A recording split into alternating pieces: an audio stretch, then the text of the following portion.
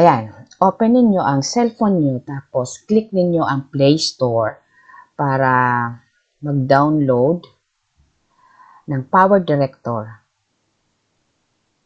Ayan, isulat ninyo Power Director, tapos yung click nyo. Yan ang lumabas kasi naka-install na siya sa cellphone ko. Pero kung hindi pa, ito ang lalabas.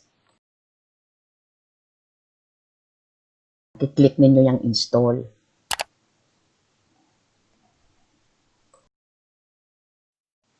Ayan, simulan na tayo. Hanapin ninyo sa phone ninyo yung na-download ninyong Power Director. Ayan, then click. Kung mapapansin ninyo, meron siyang mga ads dito sa baba. Kasi nga free itong na-download natin. Pwede naman atang mawala yan. Kung babayad kayo, click nyo lang to. Ayan, gawa na tayo. Click nyo muna to. At tapos, gagawa na tayo ng project name. Magta-type ka. Ang ilalagay ko, intro. Tapos, click mo tong check. Tapos, click mo itong pang-landscape para tama sa YouTube. Dito sa taas, nandito yung mga media content. Ang video, ang pictures, tsaka ang mga music. Ngayon, pipili ako sa mga pictures. Pipili tayo ngayon dito sa color board para sa background. Dito sa color board, marami kang mapagpipili ang kulay, pero ito ang gusto ko. Yan. Ilagay lang natin siya sa 10 seconds para hindi masyadong mahaba. Ngayon, magdadagdag na tayo ng picture, kaya i-click natin to. Tapos, click uli natin itong pictures. Ito yung mga album sa phone natin, kaya dito rin ako pipili sa album ko. Dito ako ngayon pipili sa Canva. Ito ngayon ang piliin natin, tapos click mo siya para ma-adjust mo ang kung gaano siya kahaba tsaka anong size niya. Parang mas okay kasi medyo late ng ilang seconds ang pictures na lumabas kesa dyan sa background. Ngayon, i-adjust naman natin ngayon ang picture. Click lang ninyo itong nasa tabi, tapos yan, atakin nyo na pa kung gaano kalaki ang gusto ninyo. Tapos, adjust mo siya sa center o kung saan mo siyang part gustong ilagay. Ito naman sa parting baba, ito ang mga tools na pwede mo magamit para mas lalo mo mapaganda ang video o ang pictures na gagamitin mo. Click natin tong fade. Click natin tong pareho.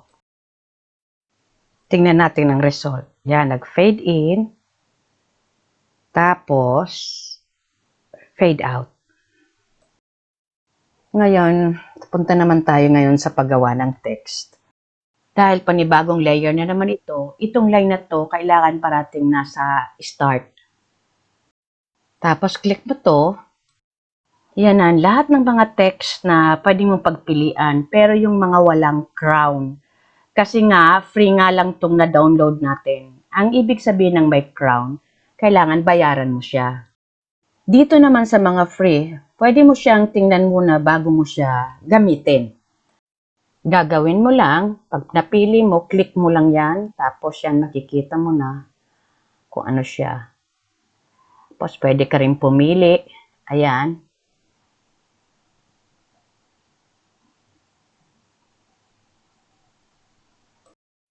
Pag may napili ka na, ilagay mo na tong line dito sa picture. Tapos click mo ang plus sign sa napili mong text. Tapos pwede mo na siyang ma-adjust kung saan mo siya planong magsimula. Tingnan natin kung okay na dyan.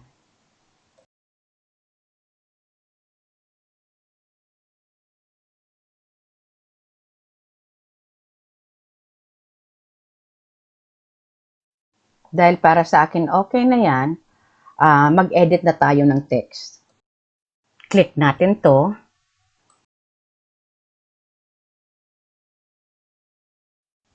Adjust ko to kasi gusto ko mas malaki ang text.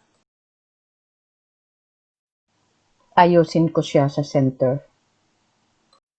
Edit na natin ngayon ang text. Itong power director muna ang baguhin natin. Click ang edit. Click mo ang X para mapalitan mo na yung text. Check. Palitan natin ang font.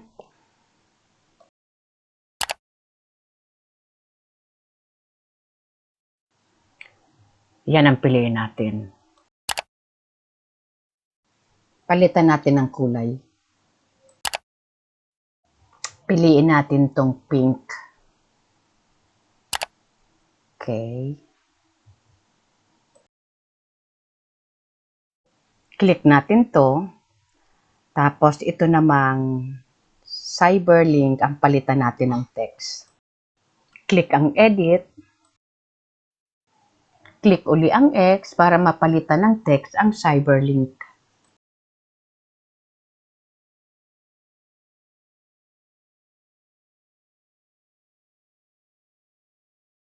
Click mo uli ang check. Palitan natin ng kulay. Ito uling pink na dati nating napili. Palitan natin ang font.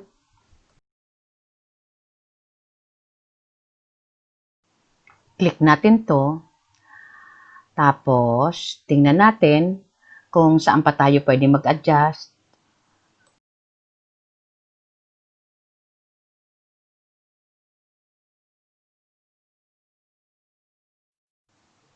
Mag-adjust tayo dito ng konti.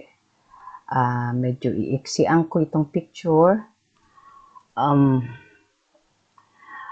Bahala na kayo kung ano ang gusto ninyo. Basta ako, tinitingnan ko kasi na hindi sila sabay-sabay na lumabas.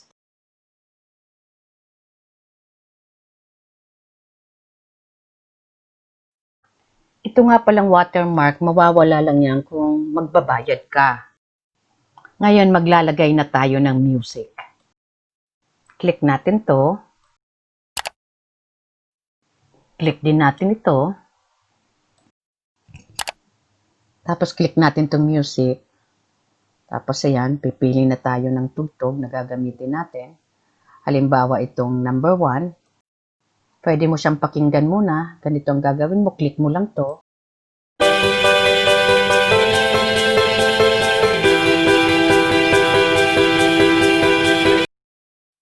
Ito nang gagamitin natin. Click mo lang siya and then yung plus sign para makapunta siya dito sa ginagawa natin.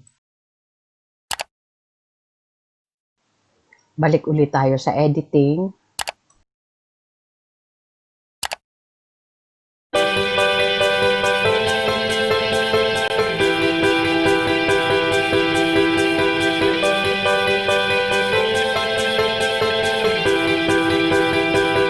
Ayan, mahaba ang music sa ginawa nating intro, kaya iiksian natin.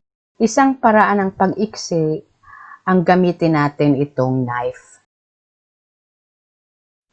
Pag-click nyo nito, mapuputol agad siya, kaya pwede mo na siyang alisin. Click mo, tsaka delete. Ngayon, dahil naputol siya, kailangan i-fade out natin ang sound para hindi pangit pakinggan. Click natin tong volume. Click natin ang fade out. Tingnan na natin ang final.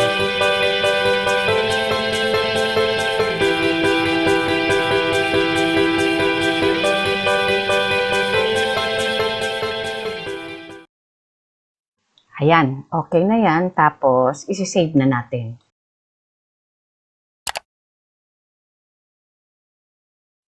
At dahil libre ito lang HD 720 ang available.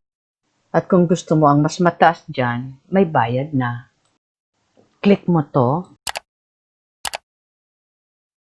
Magpo-produce na ang video. Ayan. Bilis lang. Tapos click mo itong OK.